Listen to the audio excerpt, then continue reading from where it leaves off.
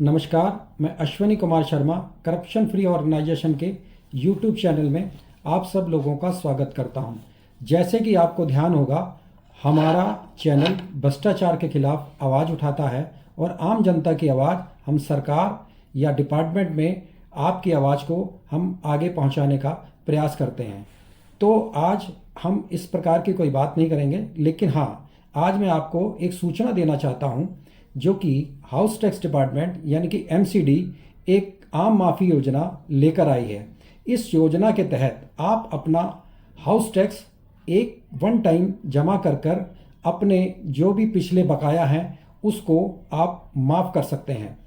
आप ये काम कैसे करेंगे, इसी की जानकारी मैं आपको आज देना चाहता हूँ और ये बताना चाहता हूँ कि ये जो हाउस टैक्स डिपार्टमेंट या जो एमसीडी है, ये जो स्कीम लेकर आई है, मेरा ऐसा मानना है कि भविष्य में ऐसी आज तक कर माफ़ी योजना नहीं आई है। इसमें आपको करना क्या है, सबसे पहले मैं आपको बताता हूँ कि इस स्कीम के तहत आप कितना टैक्स कैसे कैसे जमा करेंगे, इसकी जानकारी मैं आपको देता हूँ। अगर मान लीजिए आपकी प्रॉपर्टी जो है वो अनऑथराइज कॉलोनी में है, ध्यान रखिएगा, जो मैं आपको बातें बताऊंगा उसे आप थोड़ा ध्यान से देखिएगा, समझिएगा, तभी आप उस हिसाब से ही टैक्स जमा करना। अगर आपकी प्रॉपर्टी अनऑथराइज कॉलोनी में है, अनऑथराइज टू रेगुलाइज, इसके तहत अगर आपकी प्रॉपर्टी आती है तो आपको केवल सिर्फ 2 साल का टैक्स जमा करना है, यानी कि 22-23 और 21-22 का टैक्स जमा कर कर आप उनकी वेबसाइट से एनओसी निकाल सकते हैं।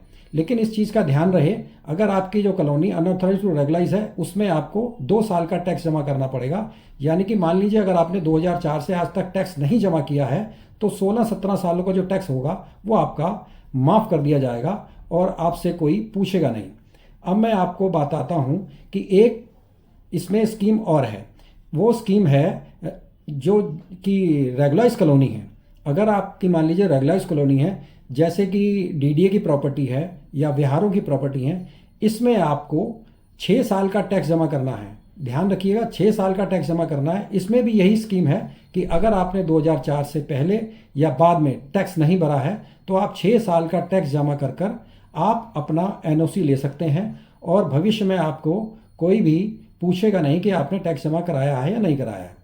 अब मैं आपको एक चीज़ और बताता हूँ। अगर आपकी प्रॉपर्टी कमर्शियल है, ध्यान रखिएगा, अगर आपकी प्रॉपर्टी कमर्शियल है तो कमर्शियल में जैसे एलएससी मार्केट वगैरह आती हैं या जो डीडीए की जो प्रॉपर्टी होती हैं, इसमें आपको 6 साल प्लस 1 साल का टैक्स जमा करना है।